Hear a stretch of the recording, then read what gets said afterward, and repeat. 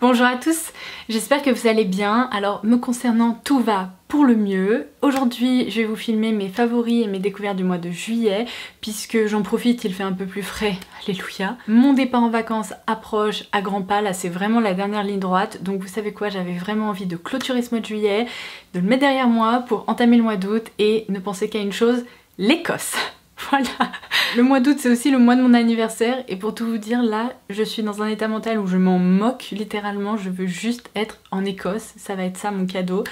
Donc je vous propose qu'on passe tout de suite à mes favoris et mes découvertes comme je vous le disais puisque durant ce mois de juillet j'ai pu faire beaucoup de très belles découvertes, j'avais hâte de les partager avec vous. Donc c'est parti, si vous n'êtes pas encore abonné à la chaîne, n'hésitez pas à le faire en cliquant sur le bouton s'abonner ci-dessous, c'est gratuit et ça vous permettra de ne louper aucune de mes futures vidéos. Et n'hésitez pas également à liker cette vidéo si les favoris du mois vous plaisent. Alors je vais commencer mes favoris random, en fait, à vrai dire je vais commencer et terminer mes favoris random par une seule paire de chaussures puisque je n'ai rien d'autre à vous présenter malheureusement ce mois-ci. Mais là au niveau des chaussures je peux vous assurer qu'il y a du niveau et vous commencez à me connaître. Il m'arrive d'être parfois un petit peu too much quand j'aime quelque chose, c'est-à-dire que je suis typiquement le genre de fille, quand j'aime quelque chose je vais l'acheter en plusieurs couleurs. Et du coup durant le mois de juillet, je vous laisserai une photo par ici, j'ai porté une paire de sandales à talons Ted Baker que j'adore dans une couleur orange et en fait je les aime tellement ces chaussures, je vous les avais montrées également en story Instagram, que je me les suis également commandées en noir. Voilà, elles sont absolument sublimes, vous avez des détails rose gold partout à l'intérieur de la chaussure et également ici au niveau de la fermeture éclair à l'arrière. Vous avez un nœud qui entoure votre cheville qui est tellement beau et en plus vous n'avez même pas à vous embêter avec parce qu'il est déjà fait, donc vous n'aurez pas à le faire, à le défaire, à le refaire quand il se détache. Et vous avez ici un petit détail également rose gold avec le nom de la marque que je trouve très joli, ça apporte un petit détail un peu effet bijou sur la cheville. Ted Baker c'est une marque que j'adore et alors là je peux vous dire que j'ai eu un coup de cœur énorme pour ces chaussures parce qu'elles ont un talon très large, elles sont hyper confortables, elles sont élégantes mais en même temps elles peuvent se porter au quotidien, il n'y a vraiment pas de souci. Là quand il a fait chaud c'était un bonheur à porter. Je vous conseille une seule chose, si jamais vous avez envie de craquer pour ces chaussures, évidemment je vous laisserai le lien en barre d'infos, je vous conseille de prendre une taille au-dessus de votre taille habituelle, sauf si vraiment vous avez le pied très fin, ça sera peut-être pas nécessaire. Si comme moi vous avez un pied plutôt normal ou que vous n'aimez pas être serré dans une paire de chaussures, eh bien prenez la taille au-dessus. Moi par exemple je fais du 39, là j'ai pris du 40 et en fait vous verrez ici au niveau des... pas des straps mais des... comment on appelle ça? On va dire des lanières, ça sera bien plus confortable à porter parce que vous vous sentirez moins étriqué là-dedans en fait. Pour moi le 40 est parfait et je m'y sens très bien, c'est pas trop grand, mon pied se balade pas, donc voilà pourquoi je vous dis ça. Bref, vous l'aurez compris, amour total pour ces chaussures et je vais vous dire c'était pas gagné parce que si vous me connaissez depuis un petit moment, vous savez que moi je voue une passion, mais une passion sans nom aux chaussures d'automne-hiver. J'adore les chaussures mais j'adore acheter des bottes, des bottines et c'est à peu près tout. Franchement les chaussures d'été je leur voue pas du tout un culte, mais alors celles-ci elles sont très belles. Malheureusement j'ai pas trop de nouvelles séries, de films etc dont j'avais envie de vous parler, donc on va passer tout de suite aux favoris beauté parce qu'il y en a quand même pas mal. Je vais commencer par un petit spray que j'ai glissé dans mon sac au début du mois de juillet et qui n'a pas quitté mon sac durant tout le mois de juillet. C'est une petite marque qui a fait son apparition sur l'e-shop de Sephora et franchement cette marque est géniale. Alors je ne sais pas si c'est... je crois que c'est une marque américaine qui s'appelle Supergoop et ici c'est le Setting Mist Broad Spectrum SPF 50. Donc en fait c'est un spray rafraîchissant et qui possède également un SPF 50 que vous pouvez vaporiser sur votre visage en cours de journée, aussi bien pour vous rafraîchir que pour protéger votre visage du soleil. Et alors quand on se maquille, autant vous dire que c'est impossible de remettre de la crème solaire par dessus.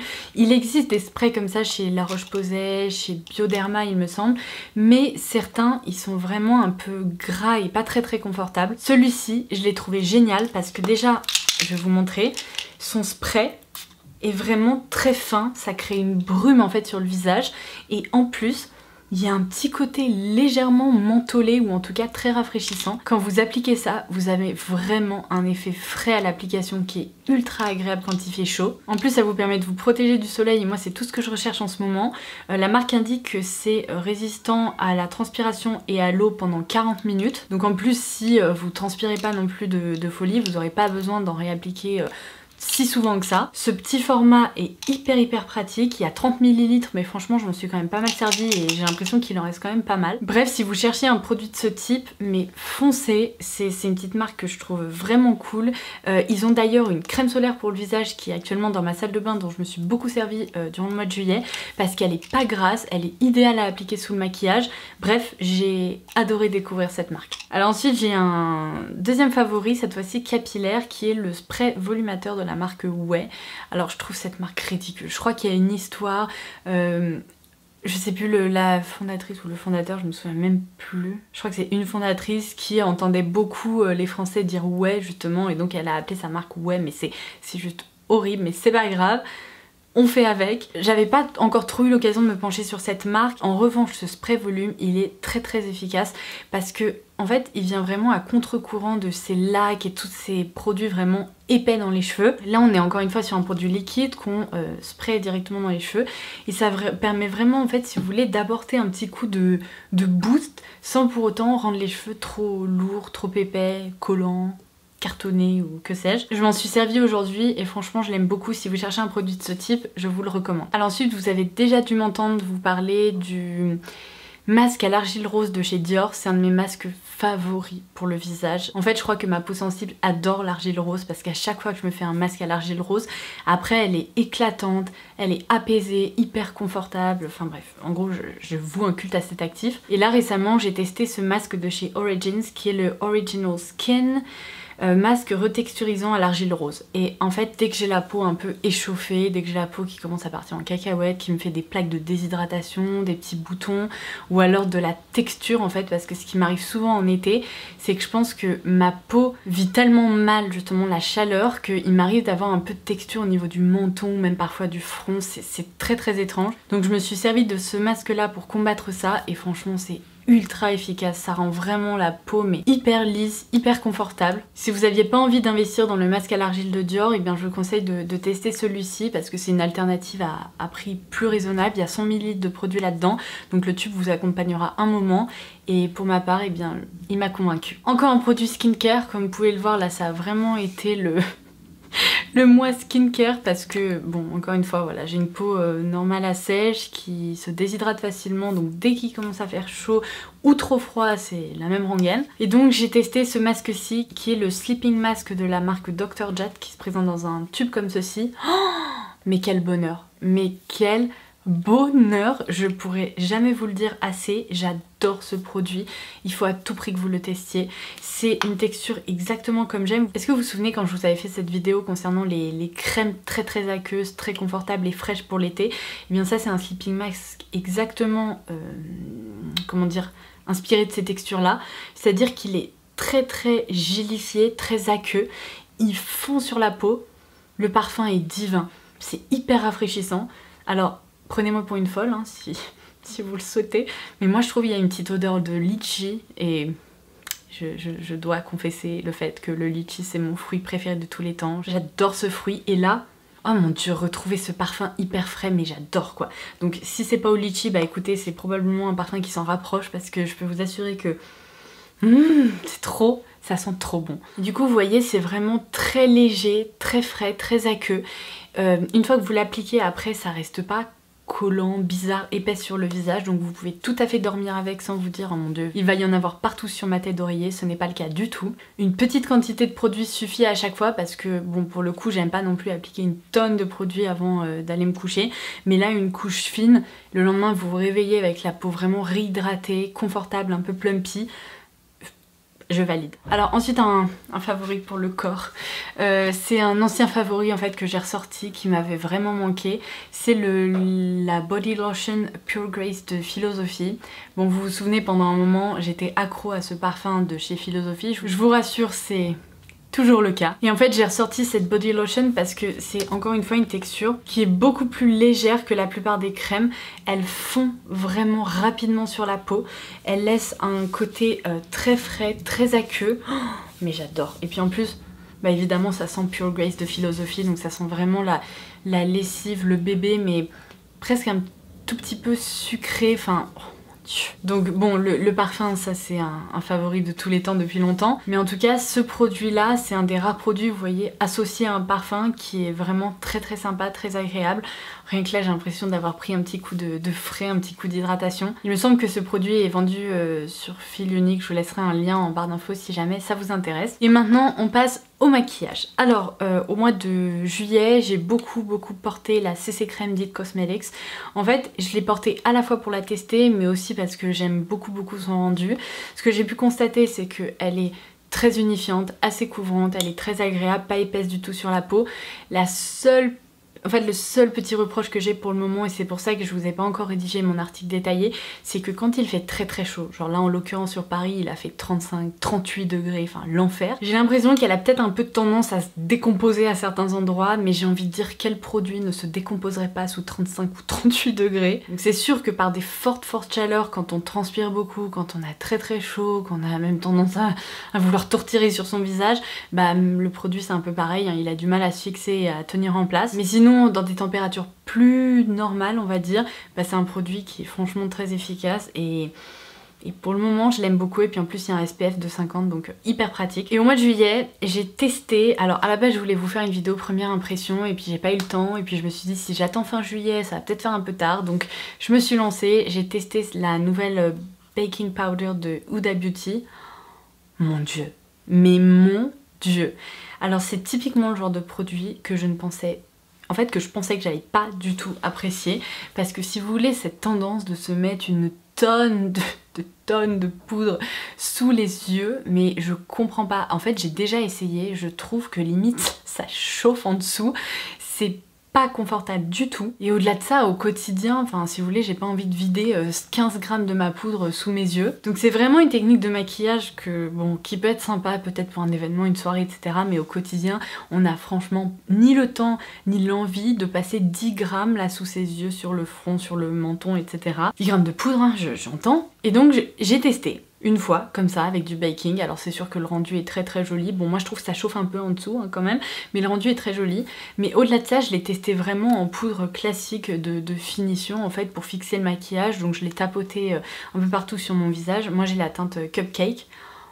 Waouh, mais ça laisse la peau mais vraiment zéro défaut quoi, ça lisse, ça fixe, ça permet de vraiment faire bien tenir le maquillage. Donc je l'aime beaucoup alors que je m'y attendais pas du tout.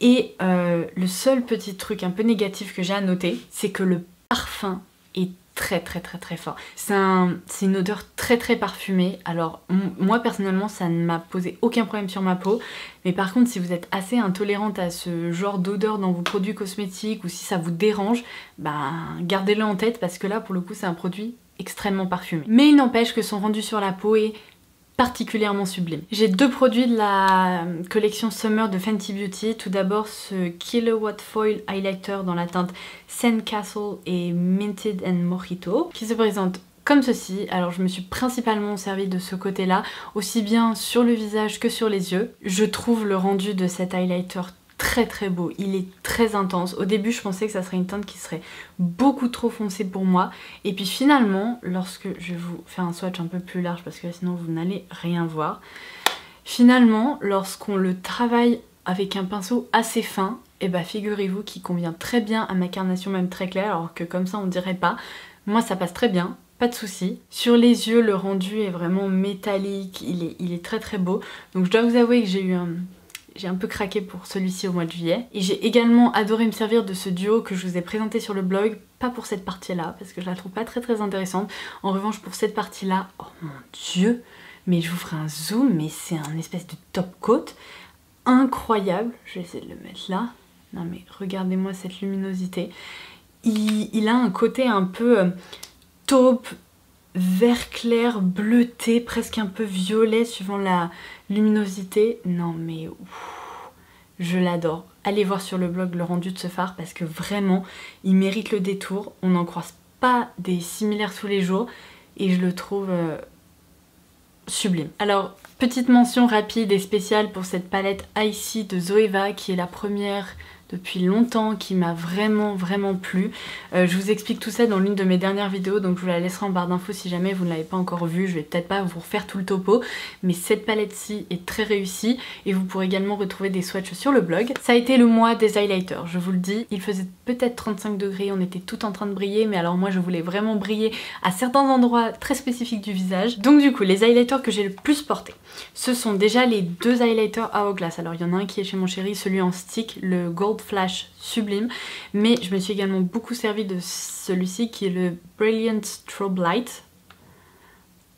Je l'adore et je m'en suis servi dans l'une de mes dernières vidéos, donc pareil, vous pourrez voir son rendu sur la peau. Ensuite, j'ai adoré porter cet highlighter Wave de Nabla, qui fait partie de leur nouvelle collection de nude.